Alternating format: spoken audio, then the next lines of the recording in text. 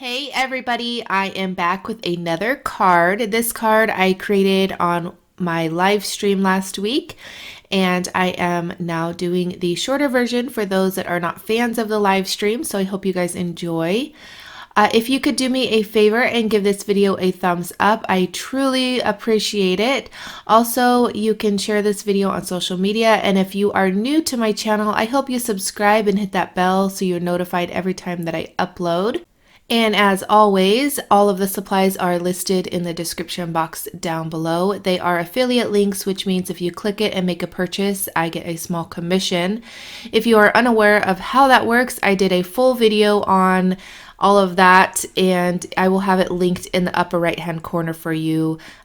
So if you want, you can go check it out. I am using the Floral Shadow Die and the Floral Washi tape from Altenew. This is new for them. They paired a die set with a washi tape, and there is also a stamp set that you can get to kind of coordinate different elements and things into your projects. I love this idea because I have their blue washi tape with the florals on it, and I absolutely love it, and I cut the flowers out all the time. So I thought this was a little bit easier to kind of get all of those cut out. It doesn't cut out every single one of them, which I'm a little bummed about because the die set is a little pricey, but it does make it easy to cut out all of those really gorgeous flowers.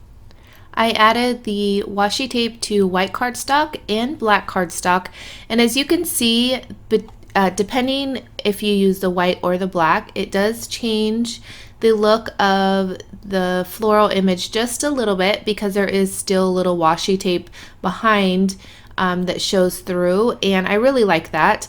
I used my Platinum 6 die cut machine to cut them out, and I just put them aside for now. I'm using the dotted washi tape from Altenew. I thought I'm using washi tape for my focal point, might as well use it for a little bit of I guess pattern paper in a sense, in place of pattern paper I should say.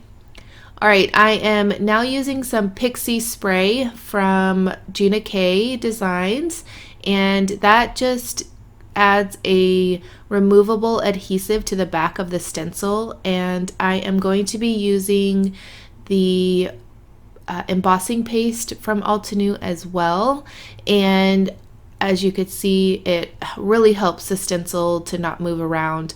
If you have lots of other textures and stuff, I would not recommend doing this, but like if you were doing a mixed media project, but for cards it really does help and it really works out really well. So like I said, I'm using the embossing paste, and this is their version of a modeling paste, and I will say that it is amazing. I absolutely love it, but it is pricey and it does have a very, very strong smell. I cannot express that enough because a lot of people are sensitive to smells, so I do want to make sure that that is known, that it does have a very, very strong smell. So be aware of that if you do want to purchase. All right, see, it does show up very nicely.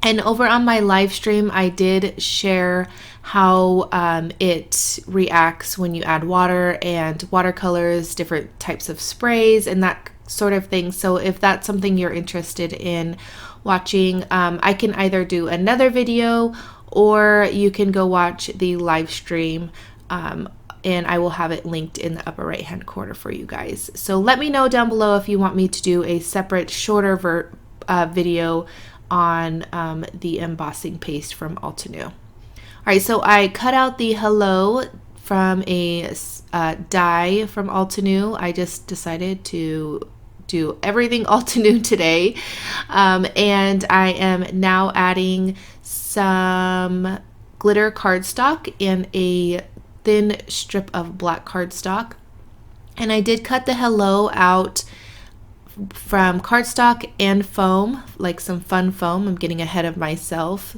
And let's see, I just trim off the edges of that those little strips of paper. Now I'm going to add the cardstock to the fun foam, And you can use your thin dies with fun foam. I didn't realize that not many people knew that. I do it all the time, and I've been doing it for quite some time.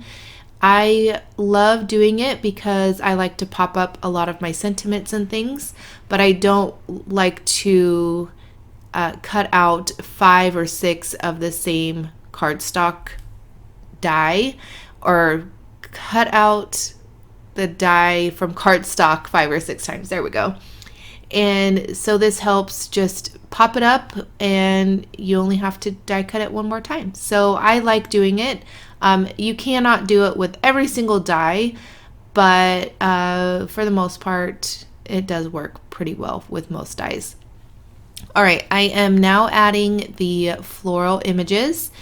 And like I said before, I backed the washi tape on some white cardstock, and then I added some upholstery thread behind the flowers, and then I added a piece of fun foam just to pop up that center one, and I'm adding those leaves to the top and the bottom just straight onto the card base. So I get a little bit of dimension with the flowers. So some are raised and some are not. All right, so what I had to do with the hello is I cut out another piece, or I cut out the die another time. Sheesh, I can't talk today. And I'm just using the L, L, and O to pop up that end piece a little bit more, because I did pop up that center flower. So I needed it to all be one level, if that makes sense. All right, so now I'm going to add some sequins for the last touch. I know I did not add any splatters. Are you guys surprised? Because I am. I really wanted to, but I really wanted the focal point to be the flowers. So let's see, I am using the Gina K Connect glue to add the sequins, and this picker from Marvy, I think it is. I don't know, I can't remember exactly, but it'll be listed down below. That is going to complete my card for today. I hope you guys give this video a thumbs up if you haven't done so already. Hit that subscribe button and leave me a comment down below. And also you can check out this other channel I am featuring today. I hope you guys show some love, and I hope you guys have a great day, and I will catch you next time. Bye!